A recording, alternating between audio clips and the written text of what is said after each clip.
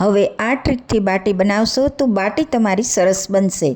Hello everyone, આજે આપણે બનાવશું સ્ટફ બાટી. સ્ટફ બાટી બનાવવા માટે સૌથી પહેલાં આપણે એક બાઉલમાં 1 કપ જેટલો ઘઉંનો લોટ લઈશું. હવે તેની અંદર આપણે એડ કરીશું 1/4 કપ જેટલો સોજી, સાથે સ્વાદ અનુસાર મીઠું એડ કરીશું અને 1 ચમચી જેટલો અજમો હાથેથી ક્રશ કરીને એડ કરી દઈશું. હવે અંદર 1 ચમચી જેટલું દેશી ઘી એડ કરીશું અને સારી રીતે મિક્સ કરી એનો પાણીથી આપણે ડો તૈયાર કરીશું. પાણી તમારે થોડું નવસેકું લેવાનું છે, જેથી કરી તમારી બાટી એકદમ સરસ બનશે. બાટીનો લોટ તમારે પરોઠા જેવો બાંધવાનો છે. વધારે કઠણ પણ નથી બાંધવાનો અને વધારે ઢીલો પણ નથી બાંધવાનો. હવે લોટને આપણે 10 મિનિટ રેસ્ટ આપશું. હવે આપણે બનાવશું સ્ટફિંગ. કડાઈમાં 1 ટેબલસ્પૂન જેટલું તેલ લીધું છે, 1/2 ટીસ્પૂન જેટલું જીરું, 1/4 ટીસ્પૂન જેટલી હિંગ લીધી છે.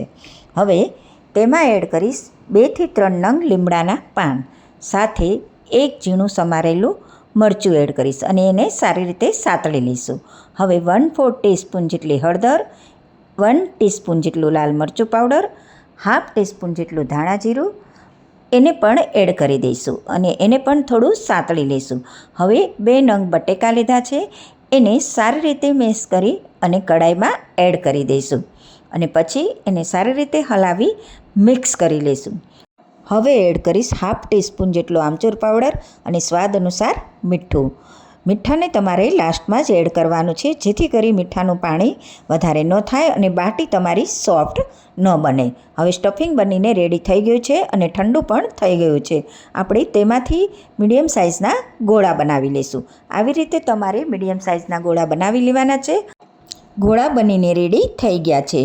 હવે લોટમાંથી આપણે મીડિયમ સાઇઝના લુવા બનાવીશું. જે ટ્રીક હું બતાવી રહી છું એ ટ્રીકથી જો તમે બાટી બનાવશો તો તમારી બાટી એકદમ સરસ બનશે. તમારે બાટીના કુકરની જરા પણ જરૂર નહીં પડે.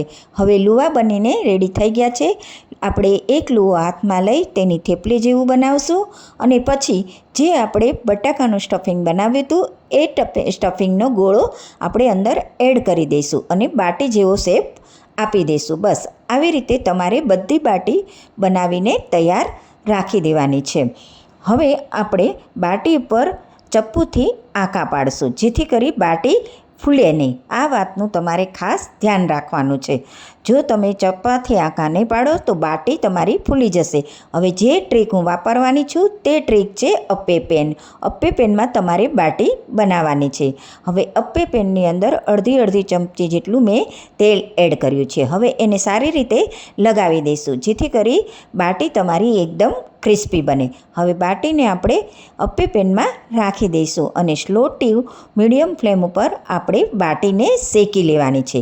ગેસની ફ્લેમ જરા પણ ફાસ્ટ રાખવાની નથી. આ વાતનું ધ્યાન રાખવાનું છે.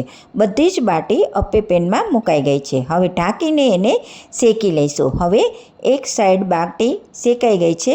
હવે આપણે એને પલટાવી દઈ અને ફરીથી આપણે એને ઢાંકીને 2 થી 3 મિનિટ માટે શેકી લઈશું. બસ આવી રીતે તમારે સ્ટફ બાટી અપ્પે પેનમાં બનાવવાની છે. જરૂરથી મારી આ ટ્રીક ફોલો કરજો અને પસંદ આવે તો લાઇક, શેર અને સબસ્ક્રાઈબ કરવાનું તો જરા પણ ન ભૂલશો માય ડિયર ફ્રેન્ડ. બધી જ બાટી બનીને રેડી થઈ ગઈ છે. મેં એને સર્વ કરી દીધી છે. હવે હું તમને મળીશ મસ્ત મજાના નવા વિડીયોની સાથે. Bye bye.